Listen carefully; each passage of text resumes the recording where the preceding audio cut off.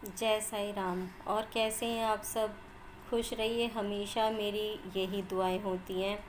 और जो वक्त ये चल रहा है, इससे सभी बहुत अच्छी तरीके से वाकिफ़ हैं। मुझे बताने की आपको ज़रूरत नहीं है कि आजकल चल क्या रहा है।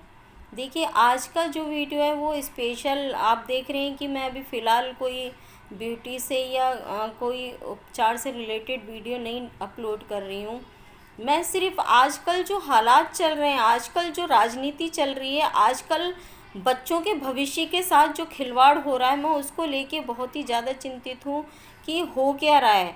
अपनी आड़ में, अपनी सीट के लिए, अपने अपने अपने पास पैसा दबाने के लिए लोग बाग इस तरीके से आतुर हैं, पैसे के पीछे इस तरीके से भाग रहे हैं, एक दूसरे को गोली चाकू ऐसे चला रहे हैं जैसे कि मक्खी मच्छर मार रहे हों।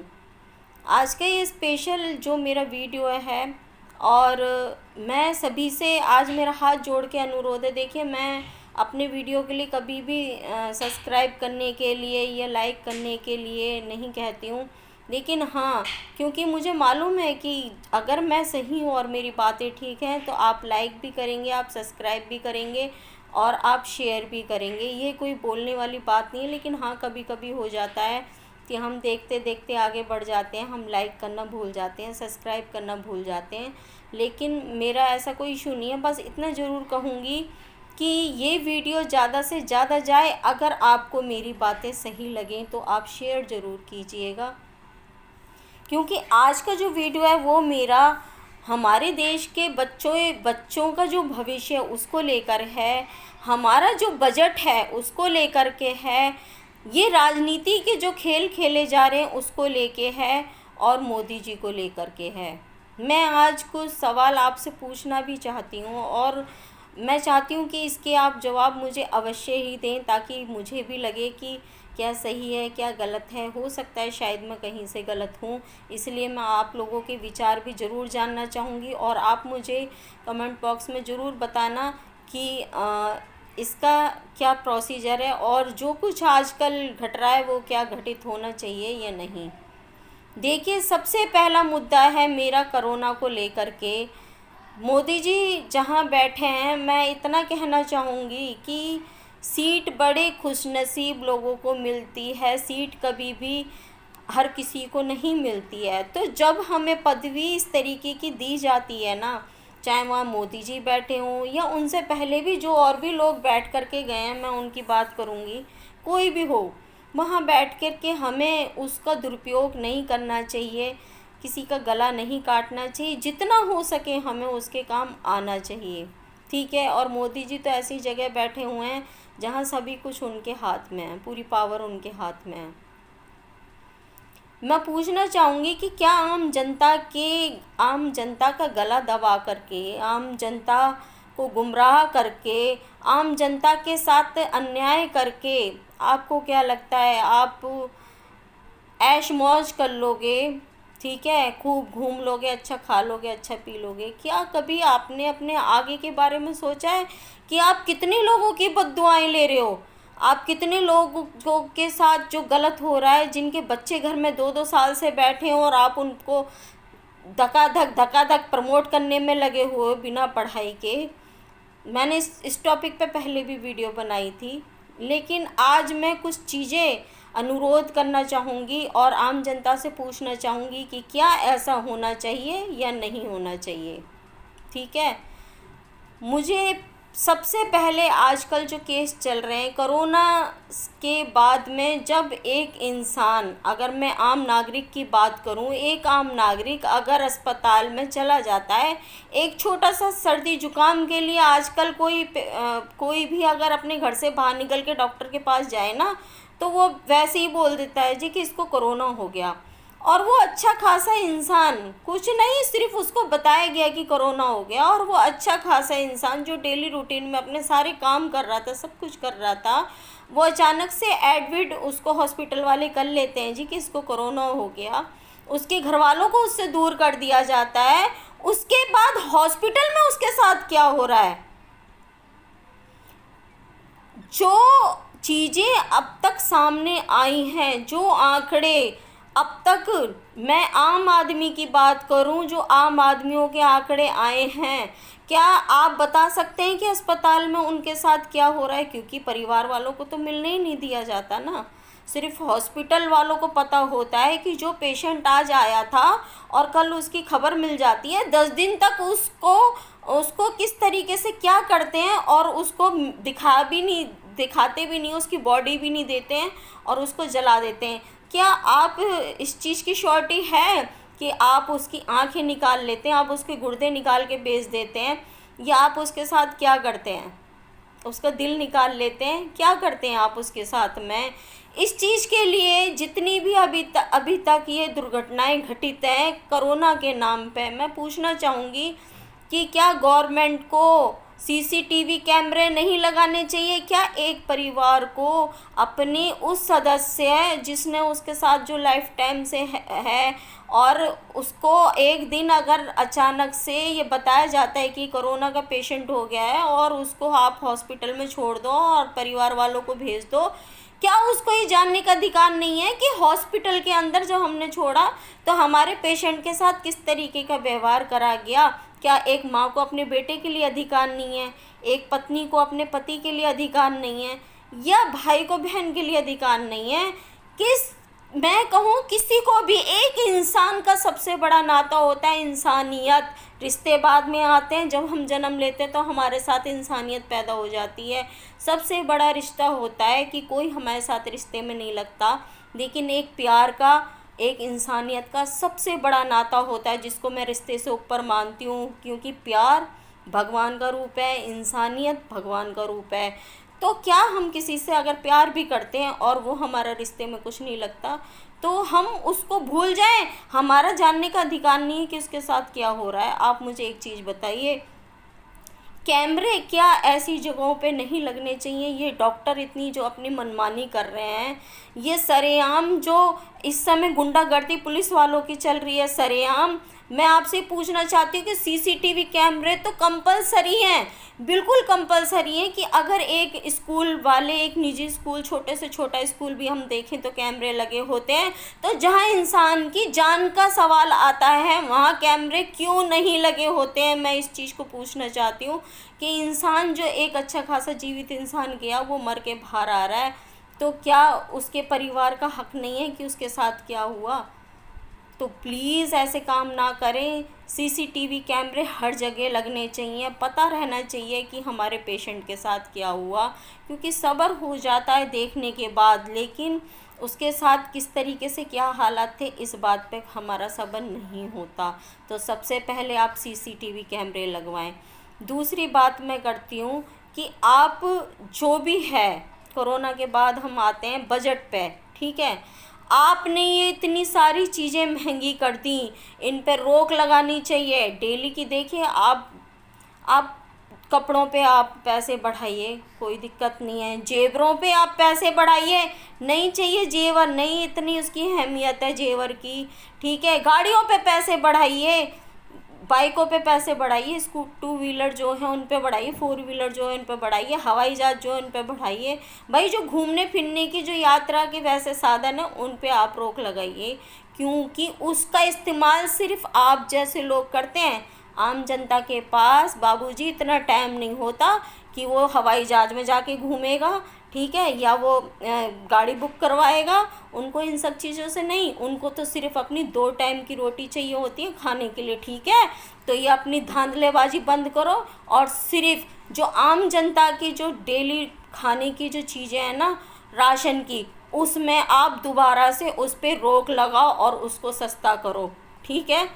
आप कुछ भी करो, अपने से जुड़ी किसी भी चीज़ का आप कुछ भी करो, मुझे कोई मतलब नहीं, आप खूब पैसा खाओ, लेकिन आम नागरिक के लिए मैं आपसे पूछना चाहती हूँ कि आपने खुलेआम पुलिस वालों को इतना सब कुछ ऑर्डर दे दिया है, खुलेआम एक मियाँ बीबी अगर गाड़ी में जा रहे हैं, मैं कहती हूँ कि आप उनसे कहते हैं कि आप मास्क लगाए, ठीक है, आपका किसी वजह से अगर उन्होंने नहीं लगा रखा, एक गाड़ी में फैमिली बैठ के जा रही है मियाँ बीबी, आप होते कौन है उनको इस तरीके से उन पर चालान काटने वाले? कि जब वो एक पर्सनल गाड़ी के अंदर अगर मियाँ बीबी जा रहे हैं, एक ने गलती से नहीं लगाया, उसको कोई प्रॉब्लम हो रही है, उसने उतार के रख दिया, ठीक है, तो फिर आप उस पर चालान कैसे काट सकते हैं?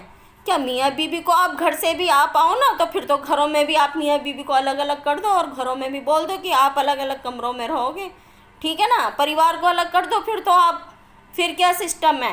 अरे आप लोकल जो जगह है, जो जहाँ पे पब्लिक प्लेस है, वहाँ पर अगर कोई इस तरीके से पाया जाता है, ठीक है, हम ऑटो में, सवारी वाले ऑटो में जा रहे हैं या हम ट्रेन में सफ़र कर रहे हैं या बस में सफ़र कर रहे हैं, वहाँ पब्लिक प्लेस है, पब्लिक बैठी हुई है, ना जाने कौन कहाँ का है, कोई कहाँ का है, वहाँ पर अगर हमने मास्क नहीं लगाया हुआ, समझ में आता है, आप चालान काटिए, ठीक है, समझ में आता है आपकी जो भी, अगर आपकी गाइडलाइंस को फॉलो नहीं कर रहा आप कीजिए।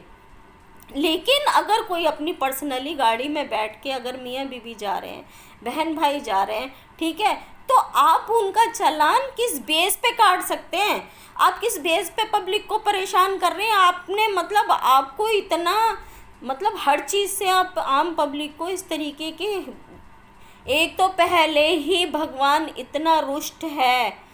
आज आप लोग जितने भी बैठे हो ना अपनी अपनी गद्दियों पे, मेरी बात को आज कान खोल के सुन लो। आप लोग जितने भी आप लोग गद्दी पे बैठे हो ना, अपनी अपनी सीटों पे बैठे हो, उसका गलत इस्तेमाल मत करो, वरना भगवान का जब डंडा पड़ता है ना तो वो आवाज़ नहीं करता है, ध्यान रख लेना। कहना चाहूँगी मैं सभी उन नेताओं से, सभी जो लोग बैठे हुए, चाहे वो मोदी जी हों, चाहे वो राज्य की सरकारें हों, चाहे कोई भी हो, अगर कोई भी आदमी आम जनता की सेवा के लिए बैठा है और वो उसका गलत इस्तेमाल कर रहा है, मैं उसके सख्त खिलाफ हूँ। और मैं कहती हूँ कि दुआ और बद्दुआ एक ऐसी चीज़ है कि दुआ कभी भी किसी की लेने की कोशिश करना, लेकिन बद्दुआ किसी की ना लेना, बिल्कुल भी ना लेना, क्योंकि बद्दुआ ऐसी चीज़ है जो इस जन्म में तो हमारा जो करती है, लेकिन ना जाने कितने जन्मों तक फिर उसका हमें भुगतान करना पड़ता है।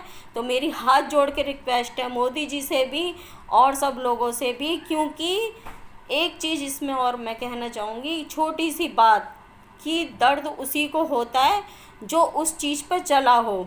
मोदी जी क्या जाने कि एक औरत की तकलीफ़ क्या जान होती है, क्यों? क्योंकि वो तो खुद उन्होंने शादी नहीं की, तो उनको क्या पता, उनकी गृहस्थी नहीं है, उनको क्या पता कि एक औरत का दर्द क्या होता है, एक औरत के साथ कितनी चीज़ें किस किस तरीके की होनी चाहिए, नहीं पता, क्योंकि अकेले हैं ना, वो तो बैचलर है, उनको क्या पता, उनको क्या पता कि बेटी के साथ में क्या क्या चीज़ें होनी चाहिए, बेटी के लिए क्या क्या उस तरीके की वो चीज़ हमें निकालनी चाहिए जो हमारी, मतलब क्योंकि खुद की बेटी नहीं है ना, खुद के बच्चे नहीं है, खुद की बेटी बेटा नहीं है, ठीक है, तो उनको क्या पता, क्योंकि एक गृहस्थ आदमी की तकलीफ़ सिर्फ़ एक गृहस्थ आदमी ही जान सकता है जो कि उस चीज़ को निभा रहा हो। जी हाँ, एक वही इंसान किसी की फीलिंग को समझ सकता है जो उस वक्त से गुजर रहा हो। मोदी जी क्या जाने गृहस्थ परिवार क्या होता है और उसकी जिम्मेदारियां क्या होती हैं, और अच्छे अच्छों का पानी निकल जाता है जब इस तरीके से एक गृहस्थ, एक इंसान पूरी गृहस्थी का जिसके ऊपर बोझ होता है, उसमें सबसे मैं बात करूंगी, उसमें सबसे पहले उनके माँ बाप होते हैं, उसके बाद उनके बहन भाई होते हैं, उसके बाद में उनके बीवी पति और बच्चे होते हैं, और परिवार के और भी लोग शामिल होते हैं। तो मोदी जी को क्या पता, क्योंकि मोदी जी का तो कोई है नहीं, एक बूढ़ी माँ है, उन तक को तो उन्होंने दूर कर रखा है, तो वो कैसे बेटे हैं वो।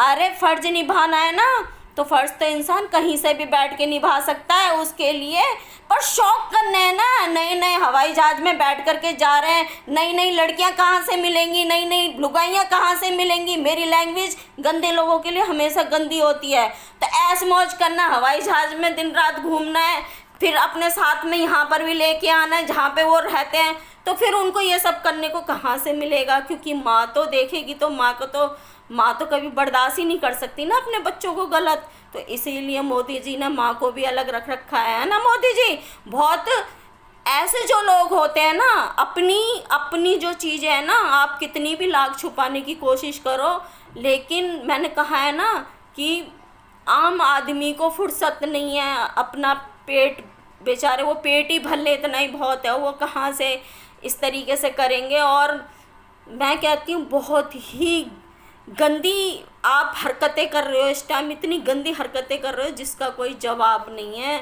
मत करो ऐसे, कुछ अच्छे कर्म करके जाओ और जो आपको आगे भी अच्छा मिले। मोदी जी आप क्या समझ रहे हो कि आप बहुत अच्छा कर रहे हो?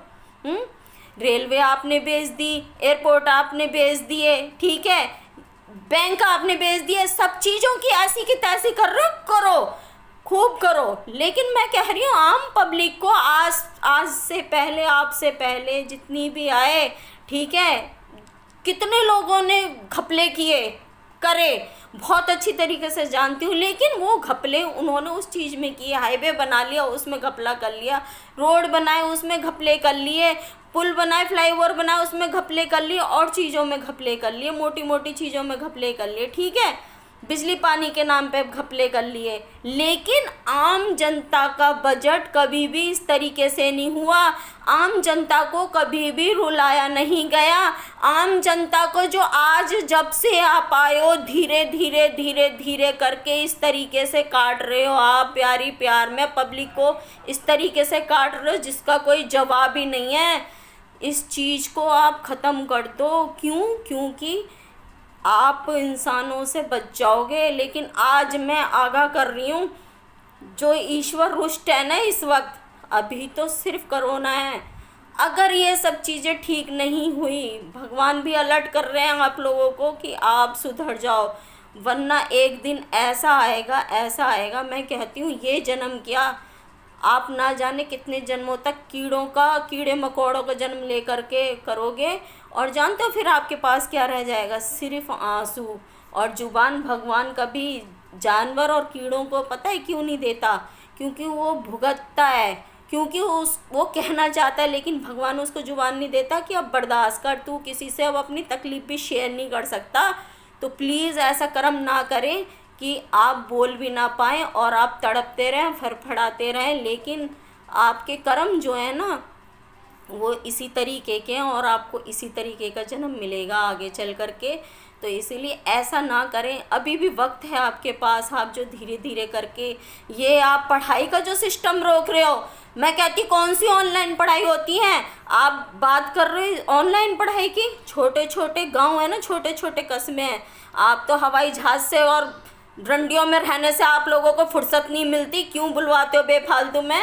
छोटे छोटे गांव में जाके राउंड मार के देखो, ठीक है ना? ये बेफालतू का ड्रामा ना करो कि थोड़ी सी गैस बांट दी और पेंशन चला दी और ये कर दिया वो कर दिया। इसके तुम दुनिया के जरा जाके देखो छोटे छोटे गांव में, और हर किसी के घरों में जा कर के देखो उनकी क्या हालत हो रही है, ठीक है? उनके बच्चे जो 2 साल से प्रमोट किए जा रहे हैं, उनके बच्चों की क्या हालत हो रही है, ठीक है?